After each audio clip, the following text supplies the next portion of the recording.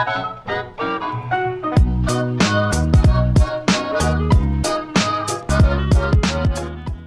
YouTube, my name is Nero. Today we have some more Call of Duty World War II, and for this video, I want to do something a little bit different today. Everybody seems to be on the COD World War II hype train, and rightly so given how fantastic the marketing has been so far.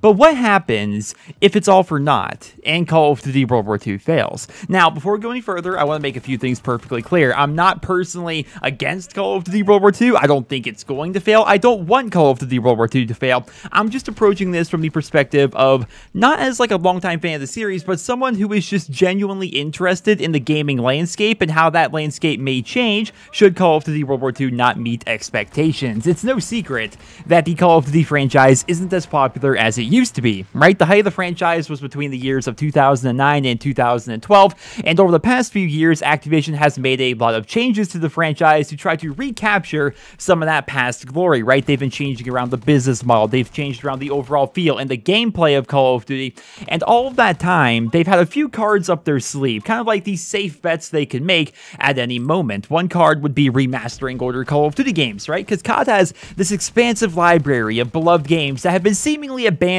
by their creators, right? Because the servers are still up, you can still play them, but the games get no support whatsoever, and with each passing year, they become more modded and more hacked, and the community on those games dwindles down more and more. Not to mention, some of the most beloved games in the entire franchise were created 7 years ago, 8 years ago, 10 years ago, so a lot of the current Call of Duty player base has yet to actually see or experience those games firsthand. They basically have this gold mine that they're sitting on, where they just remaster old content that they've already made and make a ton of money as a result. And so they decided to dip their toe in that pool. They tried it out this year with Modern Warfare Remastered, but the thing is, they handcuffed it to Infinite Warfare as part of a bundle and waited 8 months to release it on its own, and some may argue, including me, that they basically sent the game out, they marched it out to die, right? By handcuffing it to Infinite Warfare, they sent Modern Warfare Remastered out to die. They should have released it in November alongside Infinite Warfare as a $20 game, or at most a $30 game if they want to include some DLC, but they did not do that, and they've shown no real signs of wanting to remaster other Call of Duty games, so it's like,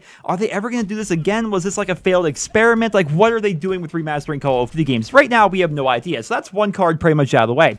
The other card that they've had up their sleeves all this time is to bring the series back to its roots. Over the past 3 years, they have taken us to advanced movement, they've given us futuristic combat, and really changed up the Call of Duty formula.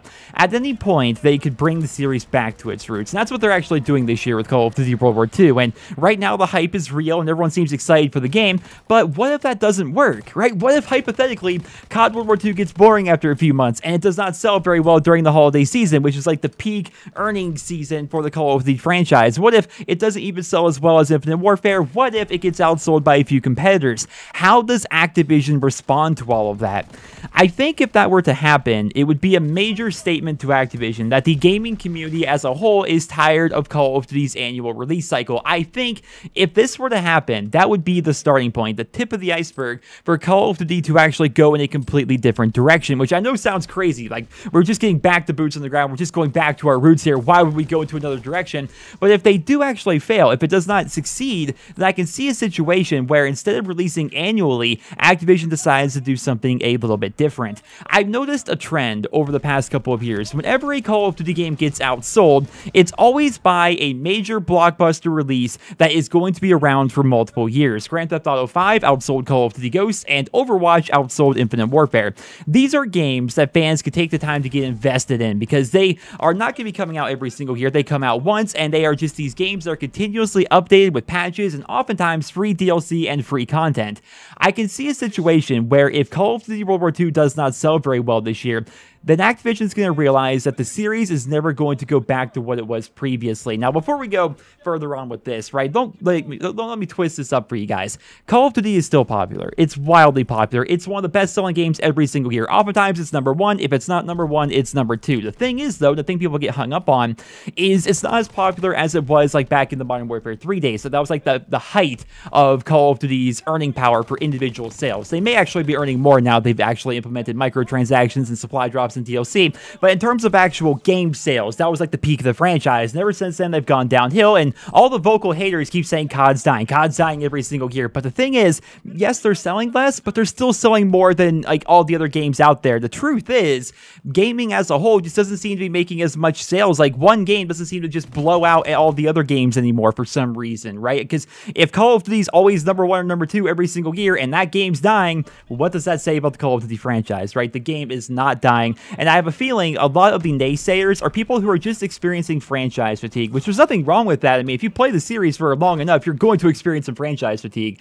But I think if they were to actually make some sweeping changes to the Call of Duty franchise, they would go down that GTA 5/Overwatch route where they release one massive Call of Duty game that's maybe developed by a couple of different teams, and they just support that one game for multiple years at a time. That's definitely something they could do. They also have a couple of other cards up their sleeve, I suppose. They could continue old series, right? I think a Modern Warfare 4 would be pretty successful. I think a Ghost 2, believe it or not, would be successful. I talked about that in a recent video. There's a lot that they could actually do with the franchise, but if Call of Duty World War II does not sell well, and it does not get the Call of Duty sales figures back on the upswing, then I'm not convinced that any individual release Call of Duty game could actually do that. And if that does become the case, then at that point, maybe Activision would think about making some very big changes to the Call of Duty franchise as a whole. How would it affect the overall gaming landscape? I honestly don't think it would change it that much. People seem to have this perception that for some reason, because Call of Duty is popular and it's always up there at the top of the top 10 games sold every single year, that it's somehow holding back other games. But that's really just not the case in my opinion. I feel as though games can coexist very easily, right? Battlefield can exist with Call of Duty, and they actually work well off each other because they are such different games. Titanfall can exist in a world where Battlefield and Call of Duty exist because it offers something completely different. If you're a game that is very similar to Call of Duty but isn't Call of Duty, you're not going to compete, right? COD is going to crush you. But if you're different than Call of Duty, if you're another FPS game that is different enough to stand on your own 2 feet, then you can definitely thrive in a world where Call of Duty is still one of the top best-selling games each and every single year. So if COD does drop down a little bit, then sure, other games are probably going to become more popular because those fans are no doubt going to move on to some other games. So maybe Battlefield would get a boost, maybe Titanfall would get a boost, maybe Destiny would get a boost. There's all these other FPS games out there, right? But I don't think in the grand scheme of things that Call of Duty being successful is actually holding back other games. Now, I think that's definitely debatable. I think people can have a very long and interesting conversation regarding that, but those are my 2 cents, ladies and gentlemen. And today I just wanted to discuss what would happen if Call of Duty World War II were to fail, and I think it would definitely be very interesting. Again, I don't want it to fail by any stretch of the imagination. I like the game. I've played the game a ton. I think it has a lot of potential. I think it's going to be a very good year for Call of Duty. If anything, I personally think it's going to take the Call of Duty franchise to get back on the upswing again in terms of individual sales. But I'm just saying, it would be very interesting to see what would happen to the Call of Duty franchise if this big thing they're betting on, their ace in the hole, doesn't work out the way they anticipated. But ladies and gentlemen, that's all I have for you guys here in this video. Again, something different. I hope you guys all enjoyed it. Let me know your thoughts down there in the comment section below, and I hope you guys all have a wonderful day.